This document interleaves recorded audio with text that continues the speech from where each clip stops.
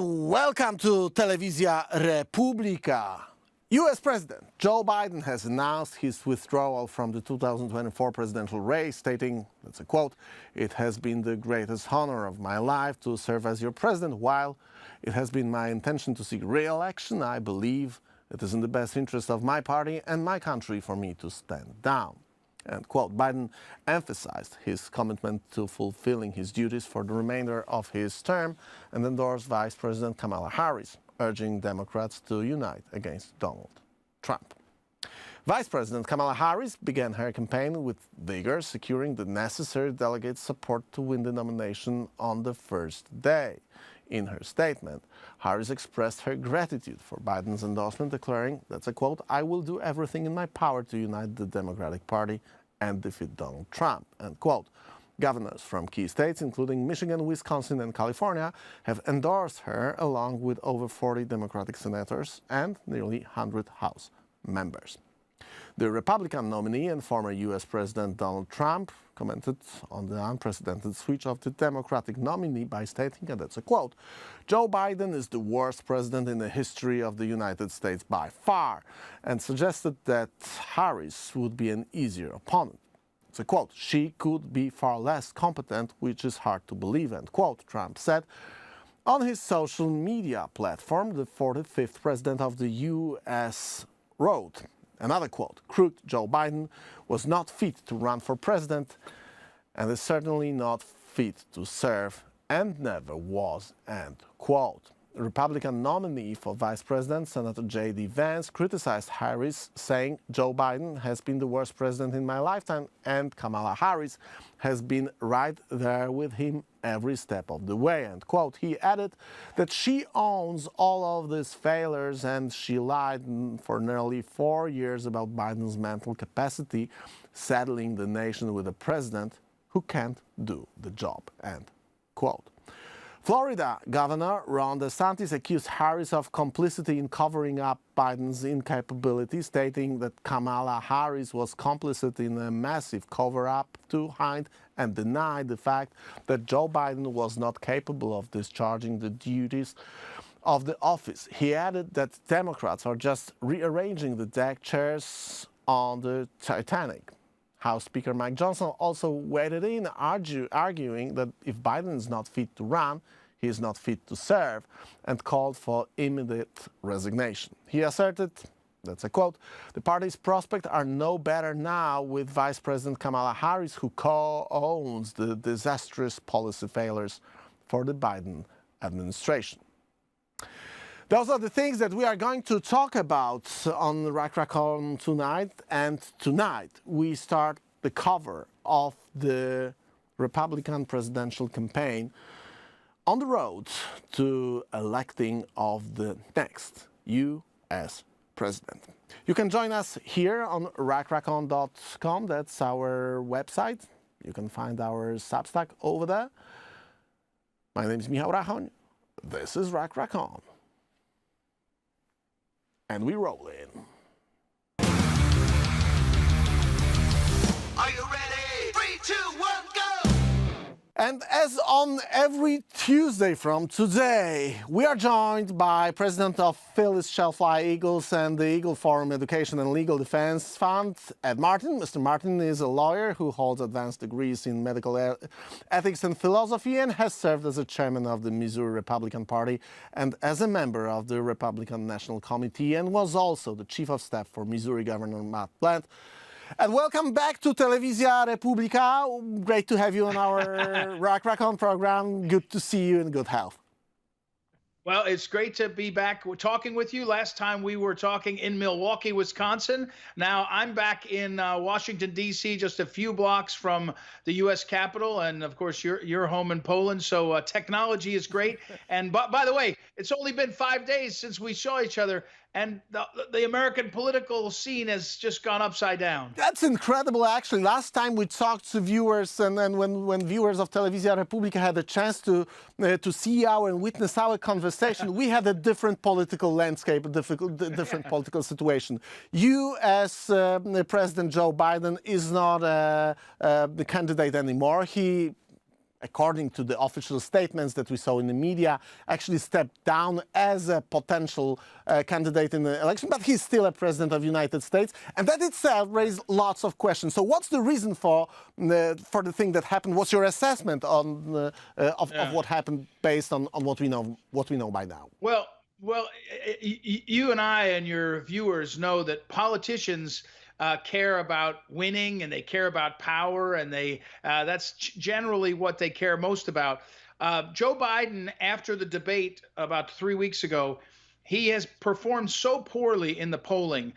He clearly was going to lose to Donald Trump. He was losing in all of the key swing states. They call them swing states, you know, the crossover states. And so what happened was all of the Democrats came to Biden and said, if you run, you will lose. If you lose, we will all lose, and therefore you have to step aside. And it took about a week of pressure on Joe Biden, and he stepped aside. Now, I don't think that Joe Biden's mental health or his physical ability got dramatically worse in the last week. His political health got worse. And so he had to be pushed out, and he finally accepted that. So that was the long-standing effect of the failure of Joe Biden in the presidential debate against Donald Trump. On the other hand, we may also think that what happened in Butler, Pennsylvania, could be a kind of effect of the debate itself. Because if the performance of Donald Trump was so good, related to so poor performance of Joe Biden, it could lead the killer, the assassin, to the act that we saw. Yeah. What's yeah, the you know, yeah, go on. I think that's a very smart comment. I think most people in America feel and felt like Donald Trump was ascending, getting stronger, and that Joe Biden was getting weaker. And I think a lot of people who have been told over and over by the media that Trump is so bad and so bad and so bad, they're getting more and more desperate. So I think that's a good point. I think, you know, we have a problem in America. I think you have a similar problem in Poland. Our media that is controlled and dominated by those in power doesn't tell us the truth. And so we have to fight for the truth in other avenues and other outlets like yours, and in America, a few of the sites like Newsmax and others. Before we move to the assessment of the situation, of the political situation of the campaign itself, since we are talking right now about the assassination of the assassination attempt, and actually a tragical event, because we know that one great man died in Butler, Pennsylvania. Yeah. But we are right after the hearings of the U.S. Secret Service director in the House, and those were sad in a way. Statements. They were. Words, but What's your take on what happened in the House? I think you actually said it best.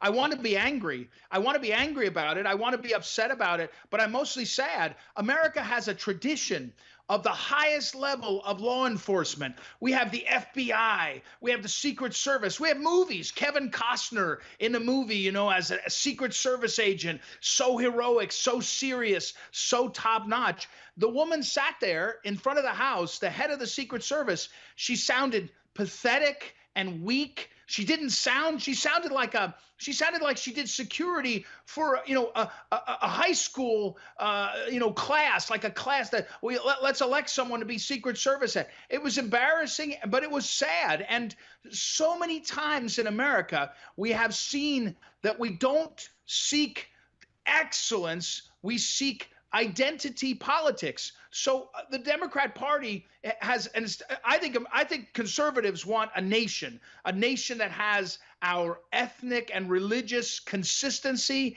that is about who we are. That's conservative. The Democrats in America, the liberals in the world, they want identity. We have to have a woman. We have to have a black. We have to have a this. We have to have a that. And by the time you're done, you've got a system that's lifting up the wrong characteristics. If we could have the Secret Service director who was really great, if she was a woman or he was a guy or whatever, who cares? Instead, we have promotion based on identity. And I'll tell you, Kamala Harris is the example. She is not vice president because she's the most capable, the smartest, the most talented. She has used her identity to get in a position, and the American people are looking up and they're saying, the Secret Service is broken. Our military is looking sloppy. This and that. And you want us to promote someone based on And we do have what? those identity politics everywhere, and it looks like we got Exactly. a choice between the meritocracy, the decisions Exactly. made on the merit of the issues, and on the other hand, we got the whole idea, the whole political idea of making the appointments based on identity, based on, I don't know, assumptions that are made Yeah. without the relation to the merit of the issues that we are talking about. And it looks like this is one of the fundamental problems and the issues of the whole campaign itself. Well, I think so. I think you put your finger on it. I think the world is waking up to the fact, all across the world, that the woke politics that say make identity better than excellence, and especially identity that gets rid of our connectedness. In America, being an American meant that everybody could be president. That's our thing. We say you don't have to be related to the king. You don't have to be related. It helps if you're born wealthy. It helps if you have the right family. But in general, if you're excellent, you can become something in America, and the rest of the world has marveled at that. And now we have a situation where the woman who runs the Secret Service, she was the head of security for Pepsi, for the soda maker, before she became head of the Secret Service. Now, I'm sorry, I expect my Secret Service head to be, someone who's a military killer, a sniper, or a logistics expert. We didn't ask Dwight David Eisenhower to supervise our military as we invaded and saved the world. Because he produced soda before, yeah. Exactly. That's not the case. And but the situation changed right now. We had, even on the Polish social media last night, the trending topic #1 was Fox News. And when I was, going to sleep late in the night, I was just wondering what the hell happened that the Polish media is asking questions about the Fox News, the biggest cable news network in US. And it was quite obvious when I checked the X platform that that's because of the questions. What the hell is going on with the President Joe Biden? No one has actually seen him till that moment, and some, wild questions were being asked. So what's the case? Well, my wife is a doctor, a physician, and her specialty is old people, geriatrics. So she spends all of her time with people that are 80 and older, taking care of them. And for years now, she has said, I recognize in Joe Biden the natural and completely expected decline as it happens, sometimes more dramatic. And we've all seen that. And the fact is, the media has lied about it for years. They've lied about it for at least 3 years, probably more than that. And Kamala Harris has lied about it. And Jill Biden has lied about it. And I'm not saying it's a bad thing. I feel bad for Joe Biden. I think Joe Biden has been, I think he's a greedy, arrogant person. But I think he's an old man now. And we should honor our elders. The Bible tells us that. And so when you look at what happened, they finally got sick of Joe Biden politically.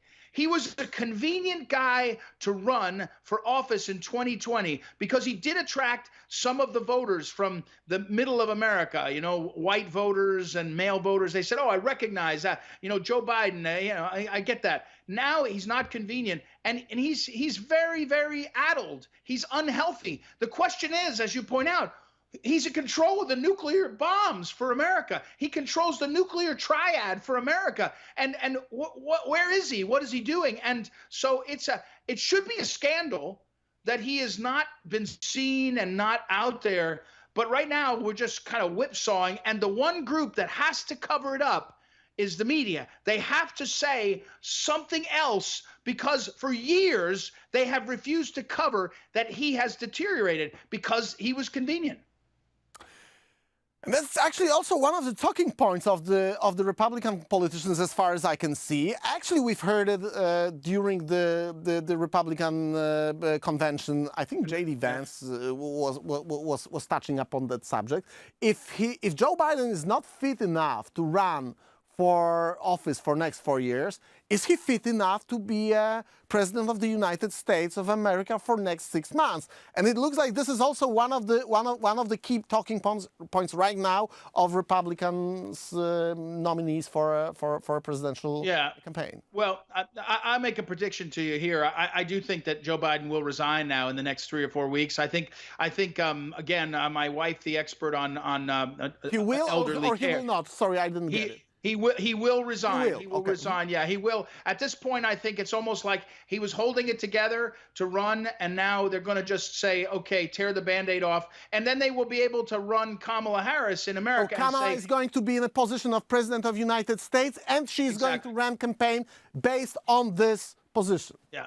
Yeah, and because of two things. One is now they're done with Biden, and so they'll want him off the scene. And the second reason is it is a different thing. If you say there's the president, first woman president of the United States, she's running, it helps her. It's a credential, right? It's a credential. She's not doing anything, and she's she's failed the things she's done during this administration. She's failed. So my prediction is that in maybe after the convention, she'll get the nomination. Joe Biden will resign. She'll become the president. She'll run as the president in this upcoming election, and also I think that she will shouldn't it happen? So sorry to interrupt you. Shouldn't it happen ahead of the Democratic convention? Because as far from this part of this side of Atlantic Ocean, it looks like not everybody is in the same is on the same page with Kamala Harris.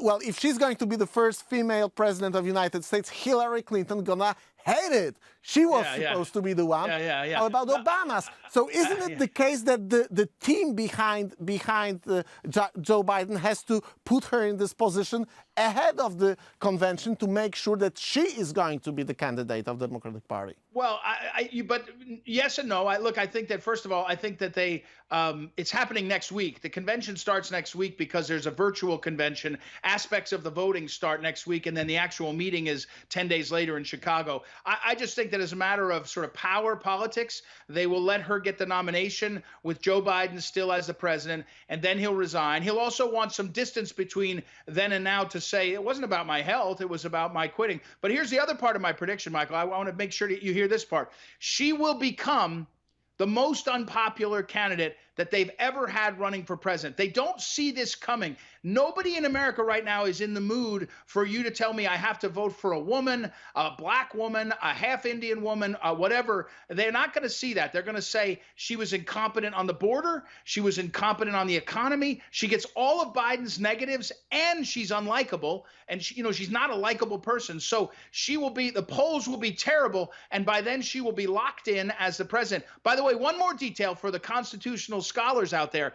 If Joe Biden resigns and Kamala Harris becomes president, the vice presidency is vacant, and it must be filled by an appointment by the president, and it has to pass the House and Senate, which will never pass anything. So now in America, you will have Kamala Harris as president, and the number 2 will be Speaker Mike Johnson, a Republican. That will be the number 2 for 3 or 4 months. So again, we've never seen anything like this, but it's wild. And I'll tell you this, all of this benefits Trump because all you're seeing from Trump is positive, strong messages and not getting distracted because we're all talking about the Democrats. He's laying low, running his campaign, and he's on track. It's still going to be a fight. It's still going to be tough. America's demographics are split, but I would say Trump is gaining more and more strength.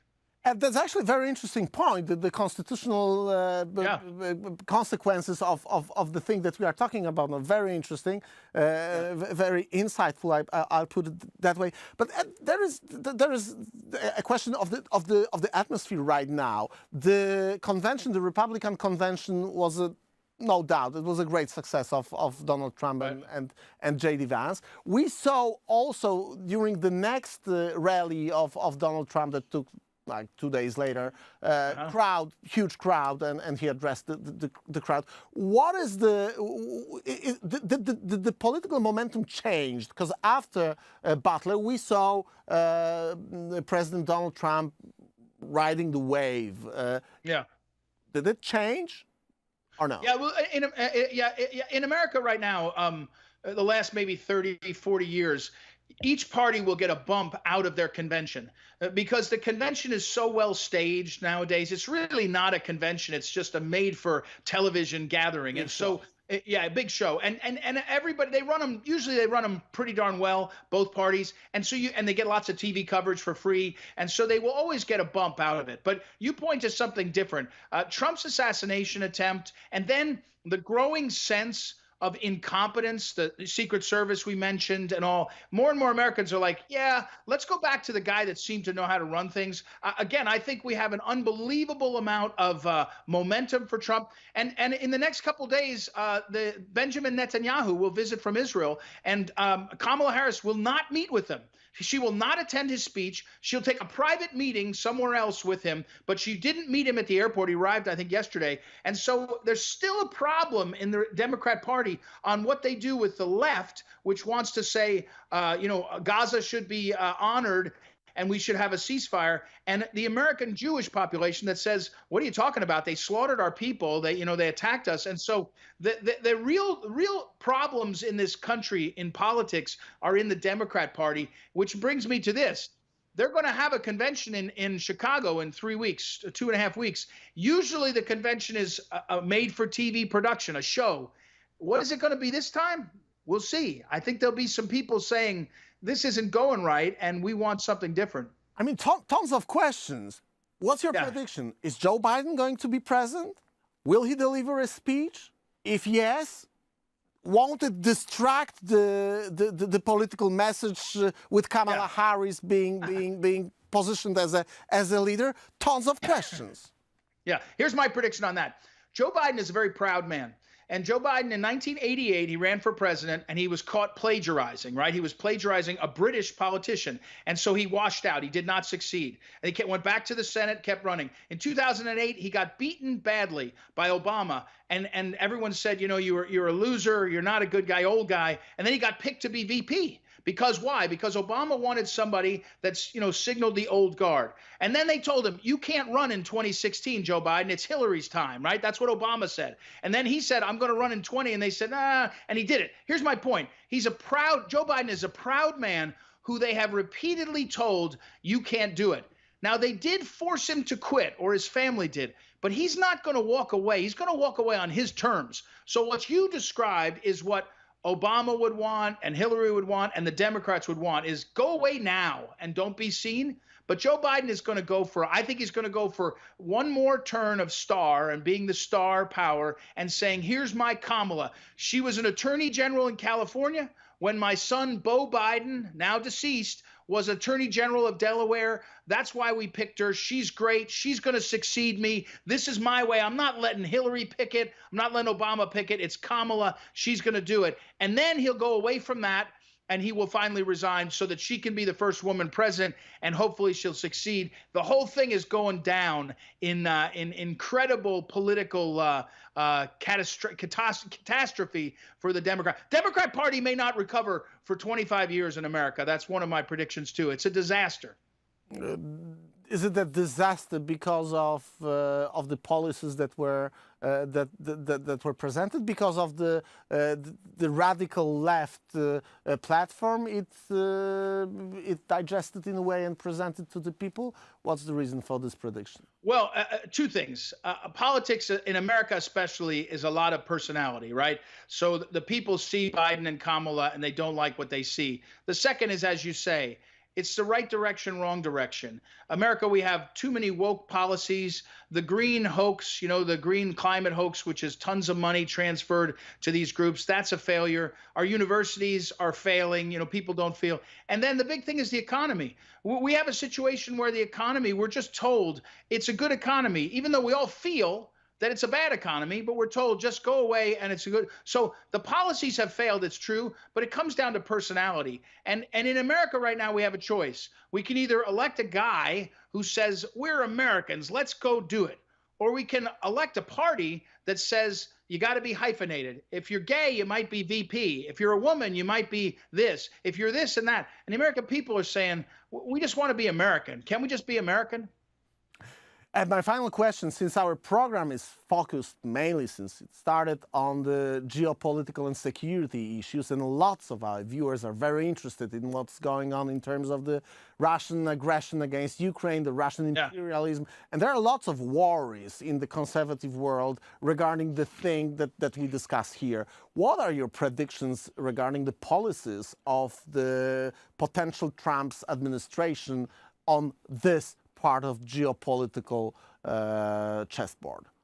Well, thank you for asking. You know, when you and I were in Milwaukee, I was working actually on the Republican platform for President Trump. And so I was working with some of his senior folks and talking to some leaders from Poland, too, who were visiting. And I just would say this. Poland has a friend in Donald Trump. Poland has a friend in America, always will. And I think the best thing that can happen to Europe is exactly what happened when Trump was in charge. When Trump was in charge, Putin did not get Nord Stream 2. When Biden came in, he gives him Nord Stream 2 so that Russia can now make money on natural gas to the Germans. The Germans, of course, talking out of both sides of their mouth. They say, oh, we'll be tough on Russia. Yay, Ukraine. But we want the Russian natural gas. So Trump is going to do two things. One is he will keep Putin in his place. You know that will happen. There is no way Putin is going to mess with Trump. Trump knows how to play hardball with these people. He will do it. And number two, as you and I have talked about, Donald Trump gave a speech in Warsaw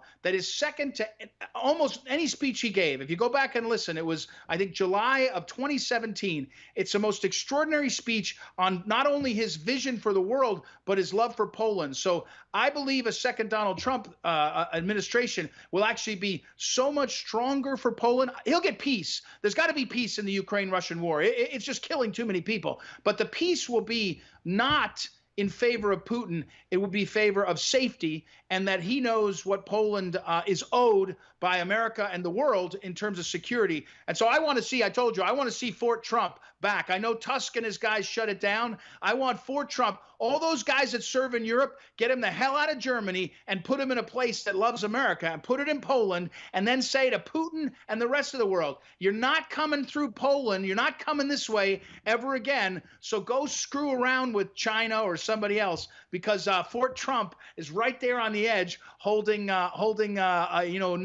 NATO. And by the way, Poland is paying the right amount. They're contributing to defense. So in NATO, all we want in NATO is everybody has to pay. Germany says defend us, and then they don't spend the money on it. They want us to defend them, right? So Poland is one of the few nations that lives up to their bargains. So we'll always be there for NATO when NATO is doing what Poland does. We know the price of, exactly. of not holding and not securing our borders because we lost our states for so many times. Referring to America leaving Germany, I prefer American troops to stay in Germany as long as possible.